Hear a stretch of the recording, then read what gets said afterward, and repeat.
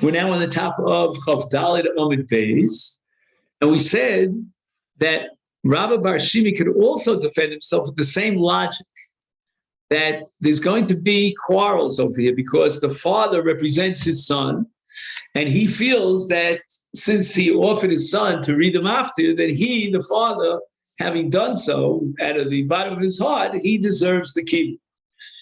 And now you're going to take it away from the shots, and the shots is getting paid for that. So we're talking about a person who's not totally clad, and he's allowed to be Poris al Shema, he's allowed to be Mitargim the Torah, he's not allowed to read the Torah. So boy mine ulabar Rav me'abaye katan pocheach ma'ushik Torah. If, let's say, the katan is partially exposed, then in that case, is his semi-nakedness, again, he's covering his privates, but is that a pagia in the cover? In other words, when an adult person exposes part of his body, that's not good, because, again, here's Machlokes Rashi and Tosfos exactly why. Tosfos goes with the approach of undermining the covenant at Tzibur. Rashi says there might be a violation of Lo yira b'cha ervas davar. So any nakedness is excluded. Now let me just see if he mentions Machlokes Rashi. Just 1 second.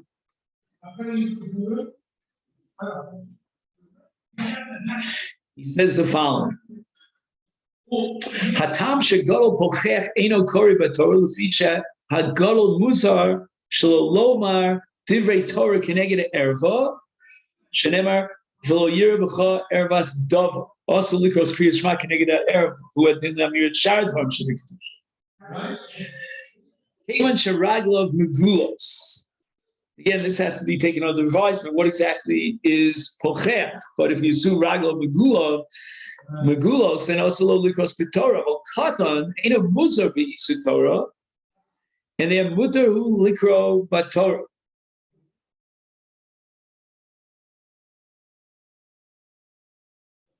So he's going straight away with Rashi. O chema tam shegol pochech ain't a kori b'shum kabanat tzibur. Second. One second, I'm a little bit confused. Just one second. Thing here.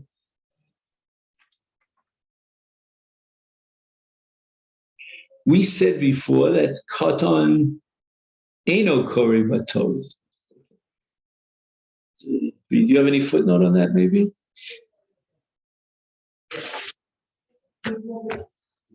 We said that a katan is not kori b'Torah. So what are we talking about here? Katan pochech. I'm missing one piece of the puzzle.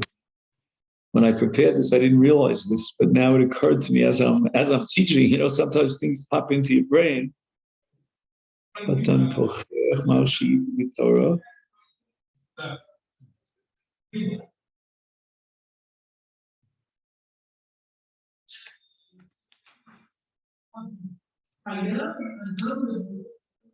Unless he means the mafti. It says here kori b'Torah. I don't know. We'll have to leave that for post this year because we don't have that much time. Amalei Abai says to Ula, why are you asking about a pocheach who's, exposing, let's say, his legs? Tiboilach orum. Why not ask the question about someone who is basically naked, except he's covering his privates? Hello, what? You have to say that or my time Allah. That obviously we're not going to allow even a katan, if he's arum, to read the Torah. Mishum kavadat tzibur. It's pogei on the kavadat tzibur. So chanam mishum kavadat tzibur. Here too, even if he's not arum, but from the perspective of kavadat tzibur, and we're not talking about a violation of the law of lo yirah b'chol ever stava, we cannot allow him as a pocheach to read the Torah for the Kehillah, for the Tzibur, because that's a Pagiyah in Kavod Tzibur. Again, even though, Abai is making a jump over here from Orum to Bocheach, but basically saying if the issue is not Ervas Davar, but rather the issue is Kavod, then we should also include a Pocheach in Hafkas HaKavod. Summa Pores al Shma. So this suffix of Ula remains an outstanding suffix.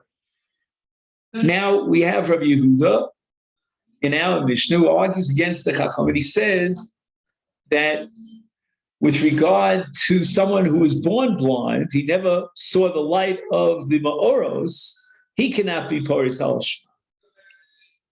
Tanya Amru Lo Rabbi Yehuda. They turned to Rabbi Yehuda and they said, why are you excluding a Summa who never was able to see?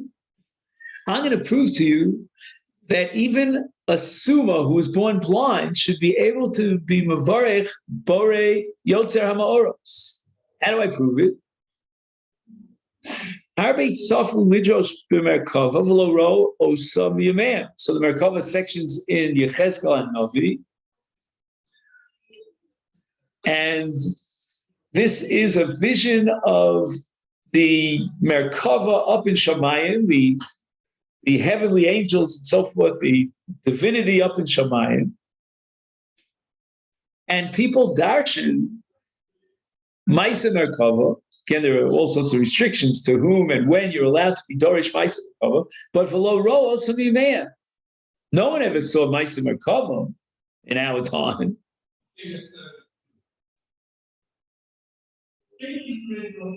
So what do we derive from this? Why is this going to be a kasha on Rabbi Yehuda?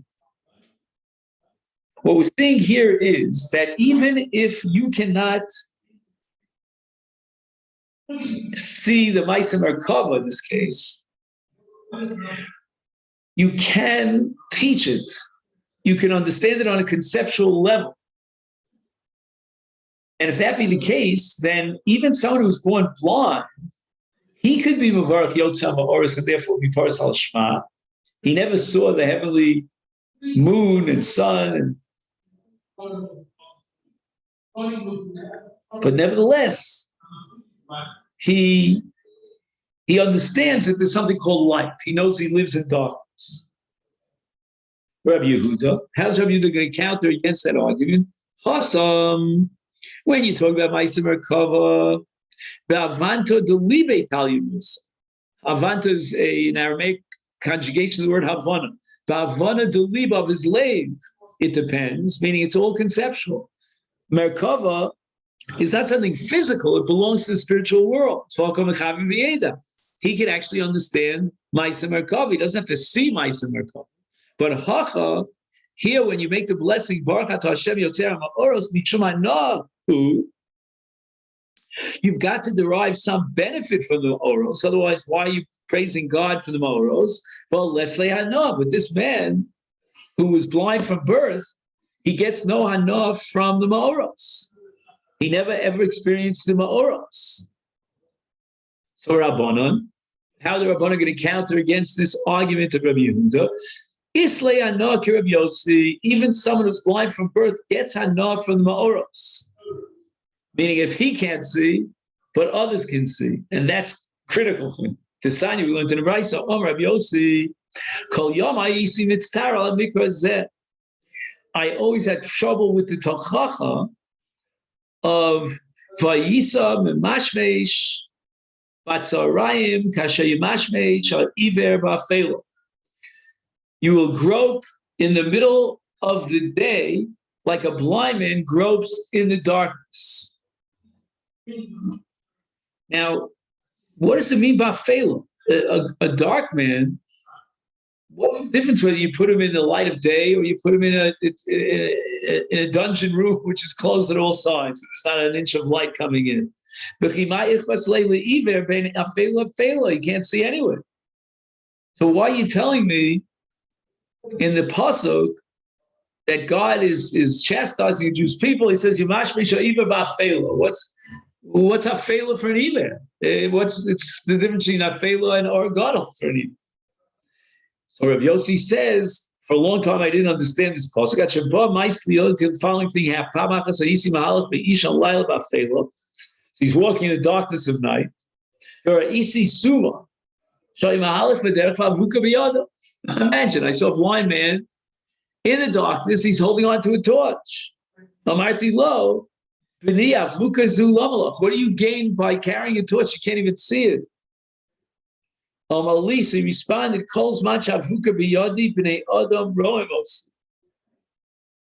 as long as I'm holding on to this torch, those who can see, they will help me, guide me, so that I don't fall into ditches, I don't rip my skin with thorns and briars.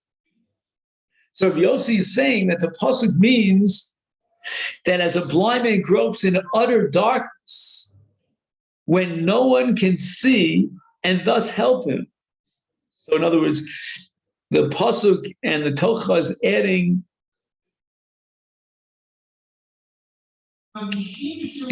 the words ke. One second, what is the pasuk again? Ke afela.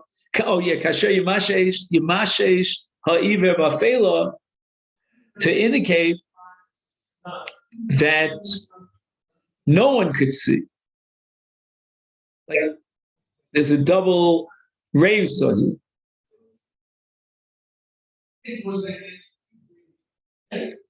meaning he can't see, and there's no one else who can help him because they can't see either.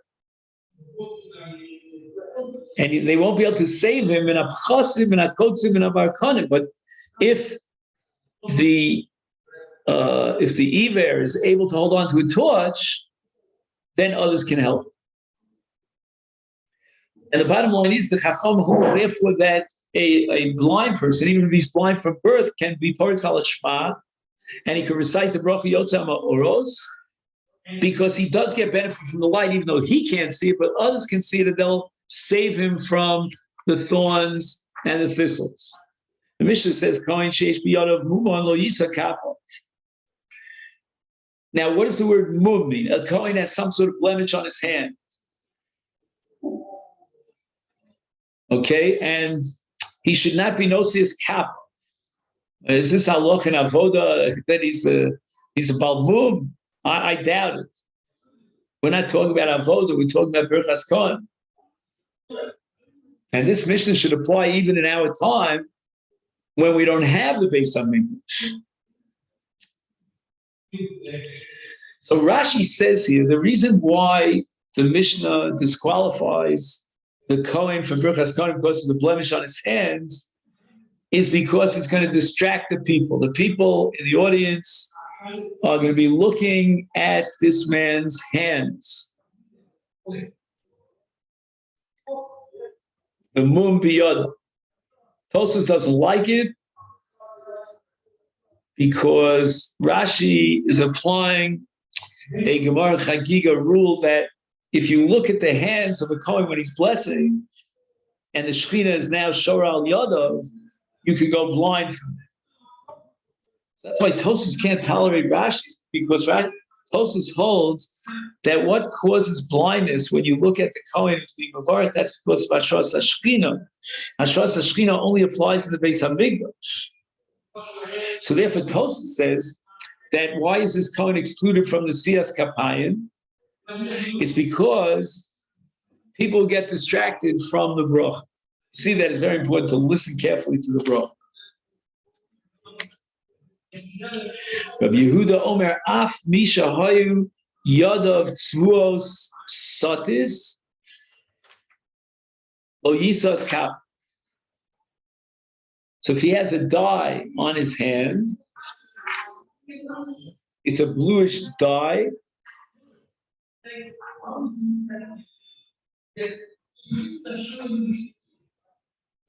Then that's enough. In some Mishnayos it says pur istimu pur. A pur is a red dye. The people are going to stare at his hands. They're so curious about these blue dyes and red, red markings on his hands. They'll get distracted. Tana, we learned in the Brisa, mumim sha'amru b'panav yadav arad. So when we talk about disqualifying the Kohen, because he's got a mum, that mum would be either in his face, or in his hands, or in his feet. Rabbi Shimon Levi yadav bo'akanios lo yisas kapah. So this is like a leopard, he has spotted hands. And Tanya Namiyochi Yodov Bo'akanios Lo Yisas Kapov. Yeah, I think this is a very extreme kind of situation. It's not, when a person gets older, he has certain stains on his hand, but I don't think it reaches the level that we're talking about Bo'akanios. They're mamish spots, one after the other. Akumos Lo Yisas Kapov. Right? His hands are what's called krum. Well, it wasn't in krum a hand. It's akmubius. And it's bent in the wrong direction. Akushos means his hand goes like this. It's like bent over to the side. Omer of Asi, Chafni, Ubayshani, Lo Yisas Kappa. Someone who comes from Haifa or from Beit Shan is disqualified for Birchas Kohen. And the reason for that is because those Jews who came from those two locations mispronounced the letters Aleph and Ayin. And therefore, Birchas Kohen, it says, Yo'er Hashem Panav Eilecha, and your air is with an aleph, but they can't differentiate between an aleph and an ayin, so they read it as your air, right, with a guttural sound of an ayin.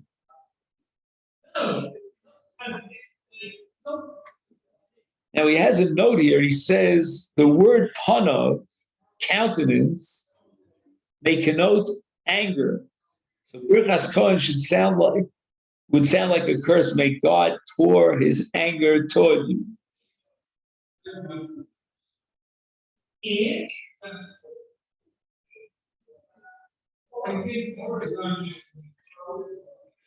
So he quotes here the Mishnah Berurah that nowadays we don't differentiate so much between an Aleph and Ayin, and all Kohanim are kosher. They should currently Alfin Ainin, Le Ainin Alfin. Amar Rabbi Chia, the Reb Shimon Bar Rebbe. Had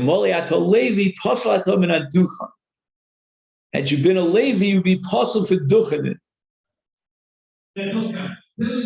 Now, the duchen was set up for the Shiras HaLeviyim, so it means you'd be possible for Shira.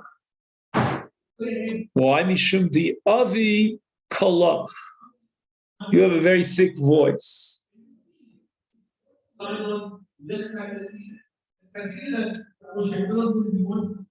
Yeah, this is a question about Moshe Rabbeinu. There's a whole sugya where the Moshe Rabbeinu, as a kfad peh, had a very thick voice, and he would be possible for Shiras HaLeviyim.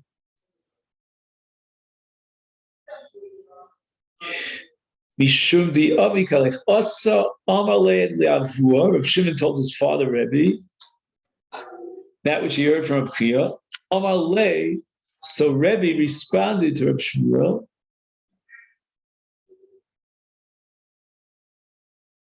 Zil emalei kota Reb Chia kishata magia etzel lechikisi lashem. Lo nimtzeis mecharef umegadif.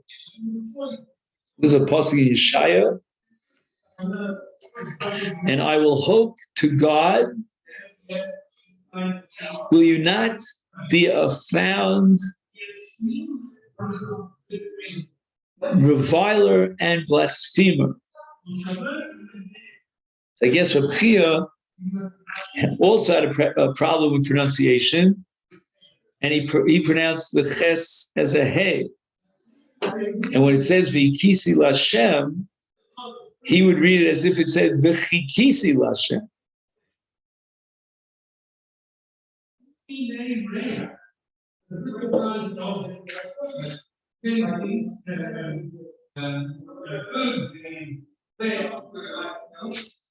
Omar Papa, Omar Afuna, Zavlagon lo yisas kappa. If he has flowing tears from his eyes, he should not do it. That also is a psul. Now, according to the Rambam, it means he's constantly drooling and his saliva is going down to his beard. So Gemara asks the following question: there was someone who lived in the neighborhood of Huna, and he was a Kohen.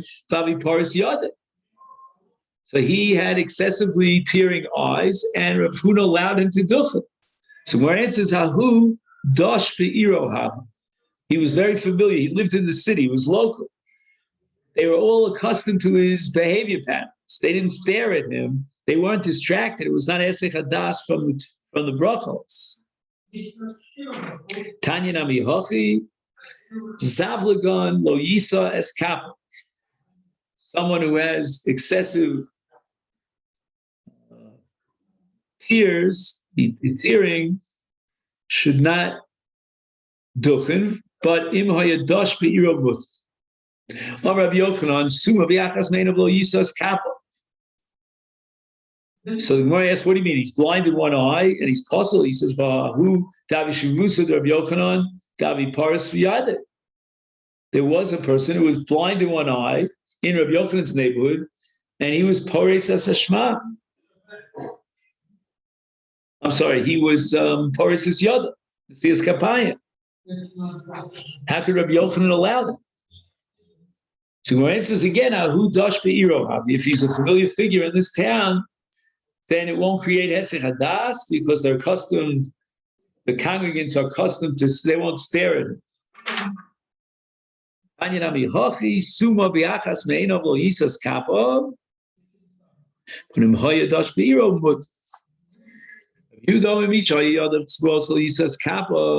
If his hands are stained with paint, dye, he should not do him.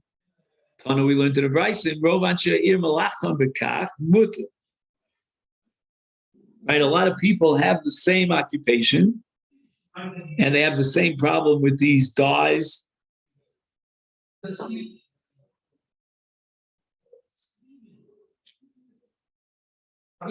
And therefore, the Kohanim are allowed to do. Nobody's going to stare at his hands if Rov Anshe Ir Malachton Bekach.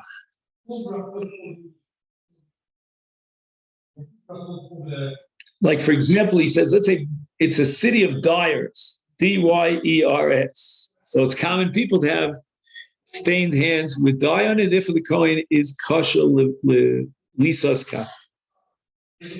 The Mishnah says, "Over any over lifnei teva b'tzvuin." I will never stand as a shliach tzibur wearing colored clothing. It's af b'levanim lo yavar. Such a person will not allow him to be yored b'fnei hateva, to be the shliach tzibur, even if he's wearing white clothing. We'll have to see the sugi. Besandal eno over.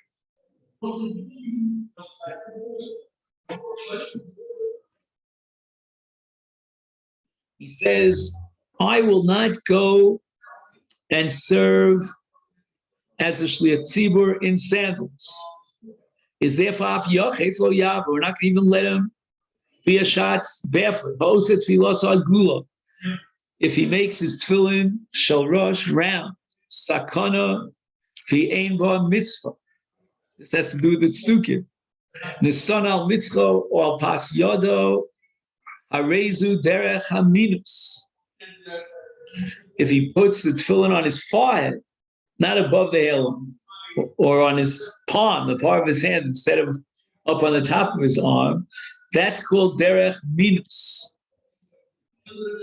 And tzipon zav with a sana al beis unkeli shalo hareza derech achitzonim. So he covers his tefillin with gold, or places his tefillin shel yad on top of his sleeve, on top of his beged.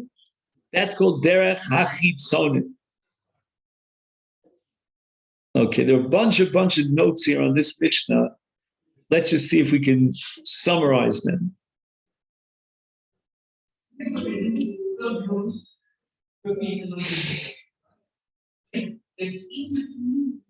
The Sadducees interpreted the Torah literally, a defiance of the authority of Torah Shval Peh. They placed their tefillin on their forehead and their palm because it says in the Pasuk Al Yodecha and Beinei Necha, and they took it literally.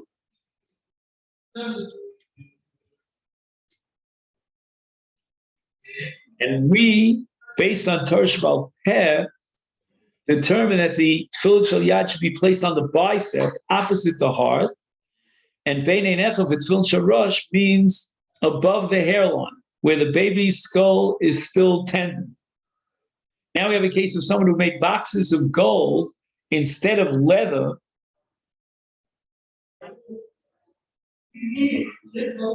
or alternatively covered the leather box of his tefillin with gold. Now, what does it mean? These are people who follow their own judgments.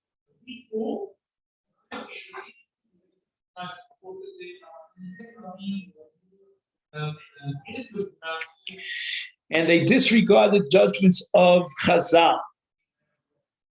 When he covers the parchment of his tefillin with gold, Chazal told him that's not right.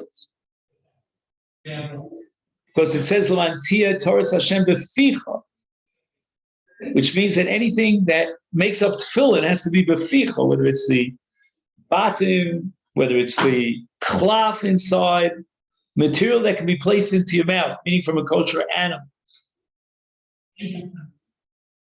And he's covering it with gold. That's not min amuta beficha. Or if he wears his tefillin shel yad on his sleeve, and Chazal say that it's got to be directly on the arm.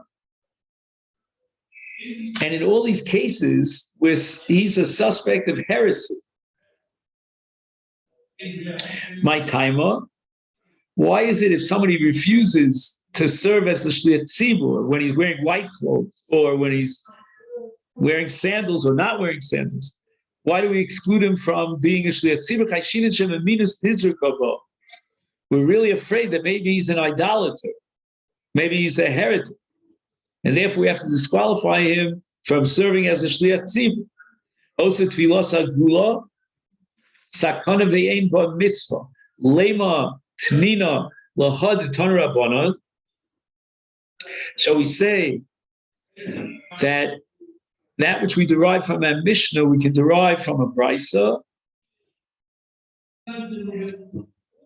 And what does it say here? It says, Tefillin merubaz halacha l'moshe misina, v'yom Rava b'tifran u'balaksanon, in their stitching and in their diagonal.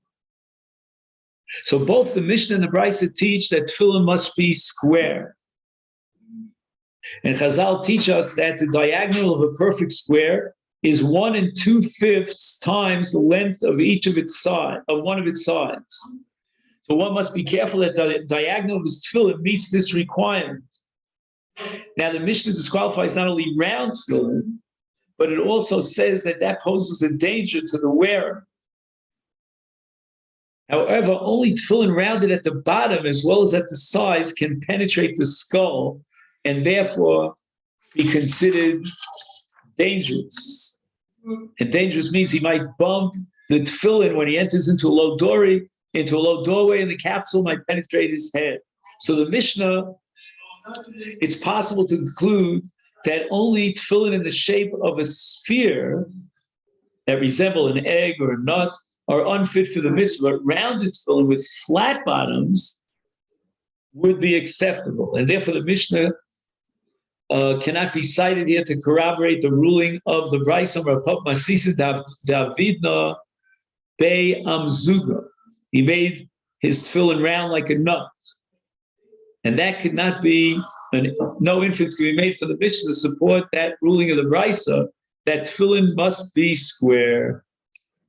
Okay, then, so here we'll finish up for today in the Mishnah on the bottom of Daf of Dalid Amud Beis.